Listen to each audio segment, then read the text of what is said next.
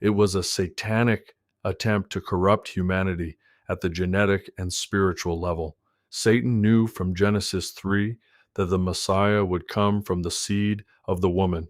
If the entire human race could be corrupted, the promised Messiah could not come. Satan tried to mutate and destroy the bloodline from which Jesus would eventually be born. This is the deeper reason the flood became necessary. The Book of Enoch and the Book of Jubilees, though not scripture, provide powerful historical context that aligns with the Bible.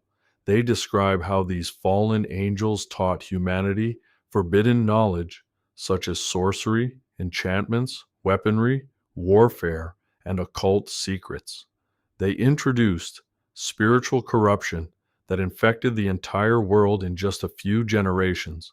The giants became cannibalistic, consuming the labor and resources of mankind. They oppressed humanity. They devoured animals. They introduced spiritual wickedness that polluted the earth. Even creation groaned under the weight of this corruption. This was not a small or isolated event. It was a global crisis. It was the darkest era in human history before the flood. Humanity was no longer simply sinful, it was being genetically altered, spiritually corrupted, and violently oppressed. God looked upon the earth and saw that all flesh had become corrupted. Everything had been contaminated by this rebellion. This explains why God's judgment was so severe.